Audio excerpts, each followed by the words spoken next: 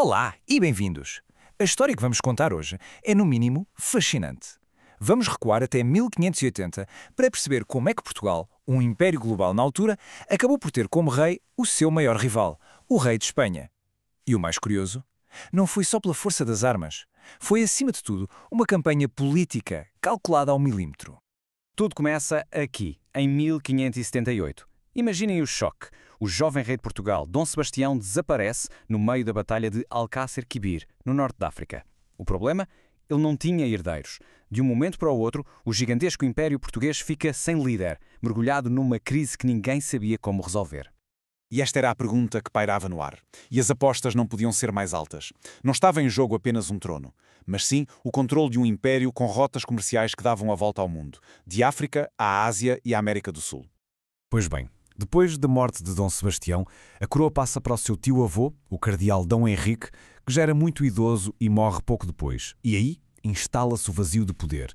E nesse vazio surge uma figura imponente, um candidato com uma pretensão muito forte, Filipe II de Espanha. Não nos podemos esquecer que ele era neto do rei português Dom Manuel I, o que lhe dava uma legitimidade dinástica muito forte. Ora bem, e é aqui que vamos mergulhar a fundo. O país inteiro foi consumido por um debate absolutamente feroz. De um lado, o orgulho nacionalista, a independência acima de tudo, do outro, a promessa de um futuro ibérico unido e mais forte. A escolha que fosse feita iria marcar Portugal para sempre. Eram basicamente estas as duas grandes correntes de pensamento que dividiam um país ao meio. De um lado, o pavor de perder tudo o que era português, de se tornar apenas um apêndice de Castela. Do outro, a lógica fria dos números. A união dos dois maiores impérios do mundo criaria uma superpotência imbatível. Era mesmo um dilema existencial para Portugal. Esta frase resume na perfeição o sentimento da resistência nacionalista. Para muita gente, do povo mais simples aos intelectuais e ao clero, a ideia de um rei castelhano não era uma união, era uma submissão, uma ameaça direta à identidade e à alma de Portugal. Mas os opositores de Filipe II não se ficavam apenas pelo sentimento, tinham argumentos bem concretos. Eles olhavam para o Império Espanhol e apontavam para as revoltas constantes nos Países Baixos, por exemplo, como prova de que o poder de Espanha tinha os seus limites. E falavam da soberba castelhana, a ideia de que os espanhóis seriam arrogantes e que iriam querer dominar tudo. E é aqui que a história fica ainda mais interessante. Vamos olhar para a estratégia de Filipe II. Ele era um político absolutamente genial. Sabia perfeitamente que invadir e conquistar pela força bruta podia não resultar, ou pelo menos seria muito mais difícil. Então o que é que ele fez? Lançou uma campanha de charme, uma verdadeira operação de marketing político, dirigida aos grupos que realmente mandavam em Portugal. O primeiro grande alvo, claro, era a nobreza. Uma classe orgulhosa, poderosa e, acima de tudo, preocupada com o seu património e estatuto. Como é que um rei estrangeiro os poderia convencer? Ora bem, a jogada de mestre de Filipe II foi atacar diretamente os problemas e as ambições da nobreza. Ele prometeu mexer na lei mental, uma lei de heranças que era um verdadeiro pesadelo para as famílias nobres, porque muitas vezes os seus bens acabavam por reverter para a coroa. Mudar isso era uma oferta irrecusável. E claro, acenou-los com mais poder, mais títulos, mais prestígio. Era tudo o que aquela elite que se sentia um pouco esquecida queria ouvir. A seguir, os mercadores, a burguesia, o motor económico do império. O seu apoio era fundamental. Que tipo de oferta lhes poderia fazer Filipe II que fosse mais apelativa do que a continuidade de um rei português? A abordagem aqui foi puramente pragmática, focada no dinheiro.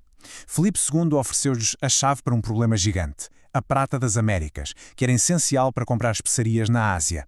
Prometeu também a proteção da poderosa marinha espanhola para os navios portugueses e ainda por cima o fim das alfândegas na fronteira. A mensagem era clara. A união significava negócios mais seguros e lucros muito maiores. E, por fim, o último grande pilar da sociedade, o alto clero, os bispos e os cardeais. O seu apoio era essencial para dar legitimidade a todo o processo. Com a Igreja, a estratégia foi de tranquilidade e garantia. Filipe II assegurou que nada iria mudar, que o poder, a riqueza e, muito importante, a autonomia da Igreja em Portugal seriam totalmente respeitados. E a promessa de ouro foi que todos os altos cargos da Igreja em Portugal e no Império continuariam a ser ocupados exclusivamente por portugueses. E assim, com as elites mais influentes do reino já a penderem para o seu lado, a combinação de uma rápida ação militar com esta brilhante negociação política, acabou por selar o destino de Portugal. Esta cronologia mostra como tudo aconteceu de forma muito rápida. A morte do cardeal-rei em 1580 foi o gatilho. A vitória militar na Batalha de Alcântara eliminou a principal oposição armada. E no ano seguinte, as Cortes de Tomar vieram dar o carimbo legal e formal a todo o processo. E atenção, porque este é talvez o ponto mais crucial de toda esta história. As Cortes de Tomar não foram uma rendição, longe disso. Foram uma negociação, um acordo. Foi ali que todas aquelas promessas de Filipe II foram postas a preto e branco, transformadas em lei. Basicamente, o que podia ter sido uma simples conquista militar tornou-se um contrato político. Reparem bem nestas garantias. No papel, Portugal não estava a ser engolido por Espanha. Pelo contrário, estava a entrar numa união em que mantinha as suas próprias leis, a sua moeda, a sua língua e o controlo do seu império. Parecia o cenário ideal, a segurança de pertencer a uma estrutura mais poderosa, mas sem perder a identidade nacional. E, no fundo, era esta a grande questão que os Acordos de Tomar queriam resolver de uma vez por todas. Será que Portugal tinha conseguido, de facto, garantir o seu estatuto de reino? E a estrutura que foi criada foi precisamente esta, uma união dinástica. Na teoria, Filipe não se tornou rei de Espanha e Portugal, mas sim rei de Espanha e, em separado, rei de Portugal. Uma diferença que pode parecer pequena, mas que do ponto de vista legal era absolutamente fundamental. E assim, o resultado daquele grande debate nacional foi a criação de uma monarquia dual.